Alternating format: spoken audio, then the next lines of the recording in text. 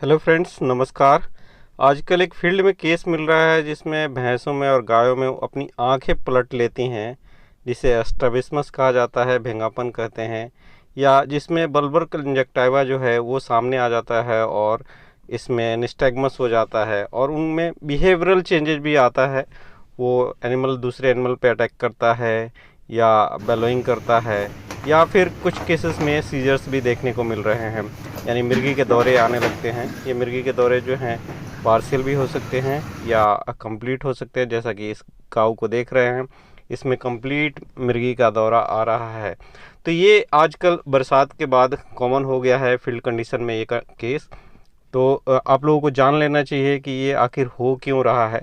Actually देखिए तो ये केस जो है मेरे अनुसार से लगता है कि ये हाइपोमैग्नीसीमिया का है, और कई लोगों को मैंने सजेस्ट भी किया और केस मैनेज हो गया। इस भैंस को आप देख सकते हैं कि इस भैंस में भी आप देखेंगे तो इसकी एक साइड की आई जो है उसकी बल्बर कंजक्टिवा जो है वो काफ़ी आगे आ गई है। आप देख सकते हैं, ऐसे लगता है कि भेंगापन हो गया है, इसकी आंखें पलट गई हैं।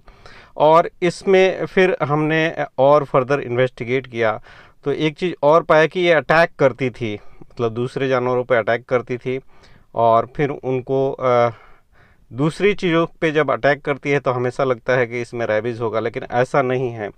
ये इसको फिर हमने चलाने के लिए कहा, और इसको आप गेट को देख सकते हैं, इसके मसल के टोन को देख सकते हैं कि इसका गेट जो है बिल्कुल अनकोऑर्डिनेटेड है।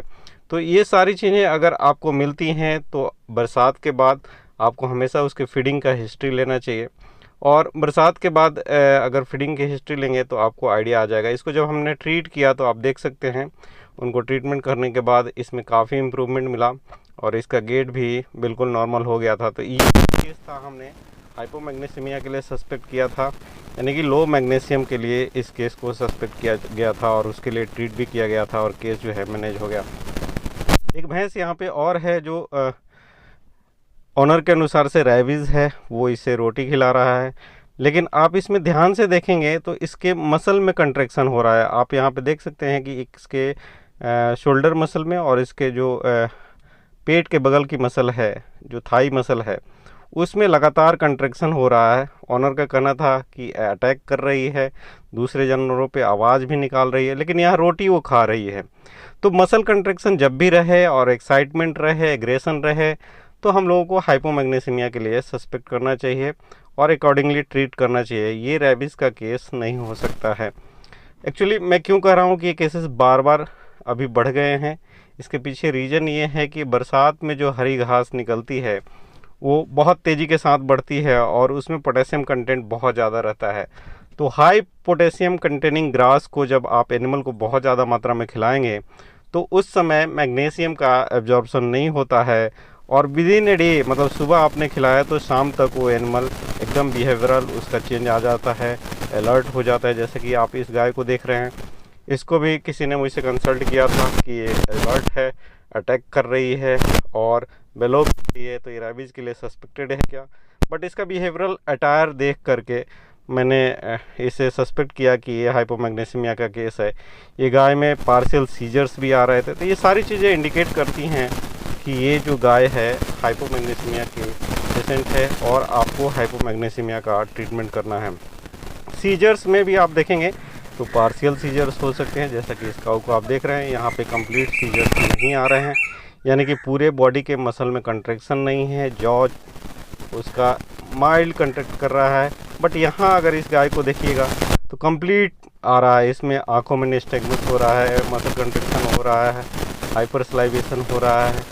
जब एंड होगा ये सीजर तो उसके बाद वो डेफिकेट करेगी या यूरिनेट करेगी, तो ये कंप्लीट सीजर कहा जाता है। जैसे आप देख रहे हैं कि सलाइवेट कर रही है, तो ये सलाइवेशन देख करके फिर ऑनर को लगता है कि इसे रेबीज है, बट रेबीज में सीजर्स नहीं आते हैं। मैंने आज तक कोई ऐसा केस नहीं देखा है। बट यहाँ भी आप देखिए तो बिहेवियरल एबनॉर्मलिटी है इस काऊ का। इस काऊ को भी लोग रेबीज सस्पेक्ट कर रहे थे क्योंकि इसका बिहेवियर जो था बिल्कुल एबनॉर्मल था, हाइपर सलाइवेट कर रही थी। बट ये सीजर्स का पार्शियल सीजर है जिसमें मसल कंट्रैक्शन तो नहीं हो रहा है, लेकिन हाइपर सलाइवेशन हो रहा है और उसके आई का बार बार मूवमेंट हो रहा है। तो इस तरह के अगर आपको सिम्टम मिलते हैं तो उसे सीजर कंसिडर करना है। के साथ आपको उसको कोरिलेट करना है उसके फीडिंग से, क्या उसने हरा चारा खाया है जिसमें पोटेशियम ज़्यादा है, तो आप सस्पेक्ट कर सकते हैं कि ये केस जो है हाइपोमैग्नीशियमिया का है, और फिर अकॉर्डिंगली आपको ट्रीट करना चाहिए हाइपोमैग्नीशियमिया के लिए। इसमें मैग्नीशियम के साथ साथ अगर सीजर्स आ रहे हैं तो सीजर को भी आपको कंट्रोल करना पड़ेगा, न्यूरोट्रॉनिक्स भी देने पड़ेंगे।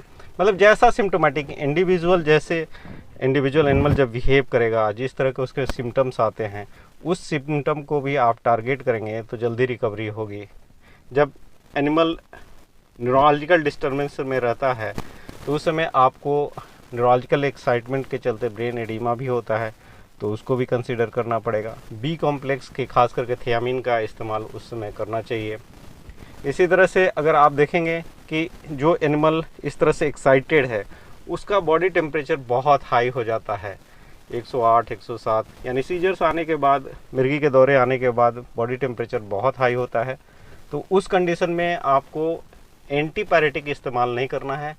बेहतर ये है कि आप उसके नहलाइए नॉर्मल वाटर से। आधे घंटे तक अगर आप नॉर्मल वाटर से नहलाते हैं तो फिर उसका बॉडी टेम्परेचर नॉर्मल हो जाता है।